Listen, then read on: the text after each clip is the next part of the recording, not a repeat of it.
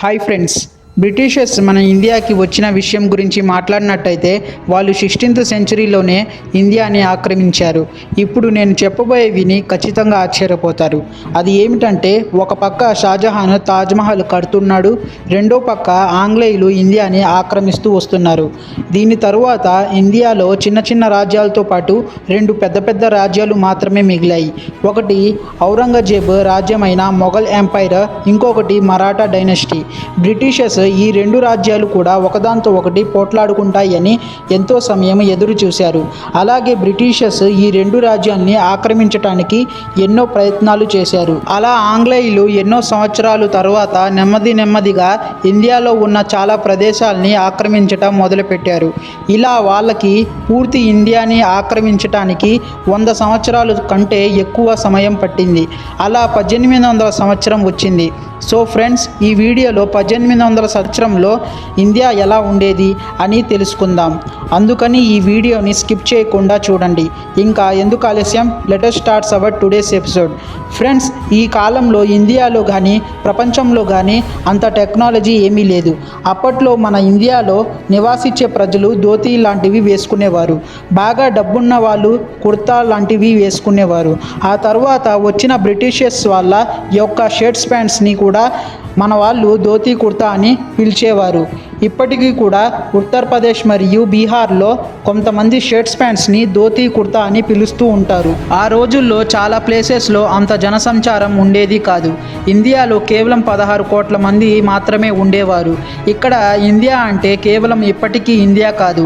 అప్పట్లో భారతదేశం అంటే ఇండియా, పాకిస్తాన్, బంగ్లాదేశ్, మయన్మార్ మరియు ఆఫ్ఘనిస్తాన్, ఈ అన్ని దేశాలు కూడా కలిసి ఉండేవి. అంటే ఈ 5 దేశాలు మొత్తం జనాభా కేవలం 16 కోట్లు మాత్రమే. అప్పట్లో ఇండియాలో ఇన్ని ప్రొఫెషనల్స్ ఏవీ లేవు. అందరూ కూడా పంటల్ని పండించటం, అలానే పక్షుల్ని పాలించటం మాత్రమే చేసేవారు. ఆ తరువాత సాయంత్రం వేళన ఇంటికి వచ్చి భజనలు, కీర్తనలు చేసుకునేవారు. మరియు రాత్రి తొందరగా పడుకొని మళ్ళీ ఉదయం తొందరగా మేలుకునేవారు. అలా అప్పట్లో ఇదే టైం టేబుల్ని అందరూ ఫాలో అయ్యేవారు. అప్పట్లో ఎలక్ట్రిసిటీ లేదు కాబట్టి లైట్స్ ప్లేస్లో భజనలు, కీర్తనలు సమయంలో దీపాల్ని వెలిగించేవారు. అలాగే ఇంకొందరైతే వేరే పనులు కూడా చేసుకునేవారు.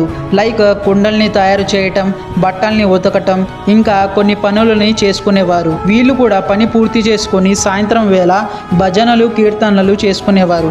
అప్పట్లో ఇవి గ్రామాల్లో జరిగే కొన్ని విషయాలు.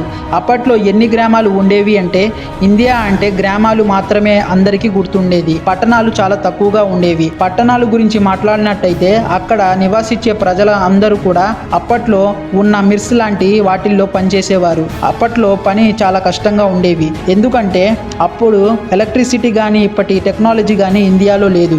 ఇండియాలో ఎలక్ట్రిసిటీ 1881 సంవత్సరంలో వచ్చింది. ఈ సంవత్సరంలో ఎలక్ట్రిసిటీ స్టార్టింగ్ స్టేజ్లో ఉంది. కానీ ఆ తర్వాత గ్రామానికి ఎలక్ట్రిసిటీ చేరటానికి చాలా సంవత్సరాల సమయం పట్టింది. ఒక డేటా ప్రకారం 1800 సంవత్సరంలో ఒక యూరోపియన్ క్లర్క్ యొక్క శాలరీ 40 పౌండ్స్గా ఉండేది. అదే ఇండియాలో ఒక సాధారణ రైతు ఆదాయం యూరోపియన్ శాలరీ కంటే 40 రెట్లు తక్కువ ఉంటుంది. దీంతో మీరే ఇమాజిన్ చేసుకోవచ్చు అప్పట్లో రైతు పరిస్థితి ఎలా ఉంది అని. అలాగే అప్పట్లో అందరూ డబ్బు ఉన్నవాళ్ళు ఎలాగైనా బ్రిటిషర్స్తో స్నేహం చేయడానికి ప్రయత్నించేవారు. ఇంకొందరైతే వాళ్ళకున్న తెలివితేటలతో, స్కిల్స్తో డబ్బుల్ని సంపాదించుకునేవారు. ఈ రోజుల్లో డిసీజెస్ అనేవి కామన్ అయిపోయాయి. అలాగే ఆ సంవత్సరంలో కూడా చాలా డిసీజెస్ ఉండేవి. కలరా మరియు పేగు వ్యాధులు చాలా సాధారణం. ఈ వ్యాధులకు అప్పట్లో ఎలాంటి మందు కూడా లేదు. ఈ వ్యాధుల వల్ల ఆడవాళ్ళ ప్రెగ్నెన్సీ టైంలో చాలా ఇబ్బందుల్ని ఎదుర్కొనేవారు. ఇందువల్ల చాలా మంది పిల్లలు పుట్టిన వెంటనే మరణించేవారు. అలా అప్పట్లో సాధారణ ప్రజలు అందరూ కూడా చాలా కష్టాల్ని అనుభవించేవారు.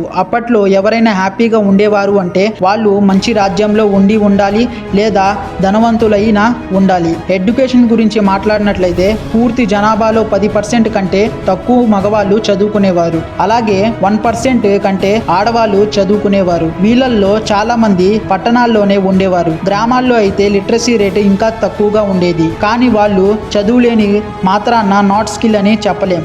ఎందుకంటే వీళ్ళు చాలా పనుల్లో ఎక్స్పర్ట్ అని చెప్పాలి. కానీ చదువులేని కారణంగా కొన్ని వ్యాపారాల విషయాలలో డీల్ చేయలేకపోయేవారు. అప్పట్లో ఉండే ప్రజలు డబ్బులతో కొనేవారు కాదు. అప్పట్లో ప్రజలు డబ్బులకి బదులుగా వస్తువుల్ని మార్పిడి చేసుకునేవారు. అంటే అంటే ఒక వస్తువు నుంచి దానికి బదులుగా ఇంకో వస్తువుని తీసుకునేవారు. ఎలా అంటే ఒక యాపిల్కి బదులుగా 5 కిలోల రైస్, 10 కిలోల పిండి బదులుగా 5 కిలోల పప్పు. చాలా వరకు అన్ని గ్రామాల్లో కూడా ఇలాంటి వ్యాపారమే జరిగేది. ఈ విధంగా ప్రజలందరి దగ్గర కూడా అన్ని వస్తువులు ఉండేవి. ఇందువల్ల ఆ గ్రామంలో పండే పంటని కూడా బయటకి పంపించేవారు కాదు. సో ఫ్రెండ్స్, 18 సంవత్సరం ఇండియాలో ఈ విధంగా ఉండేది.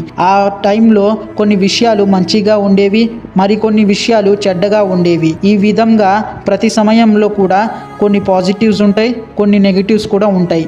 సో ఫ్రెండ్స్, 18 శతాబ్దం గురించి మీరేమనుకుంటున్నారో కామెంట్లో చెప్పండి.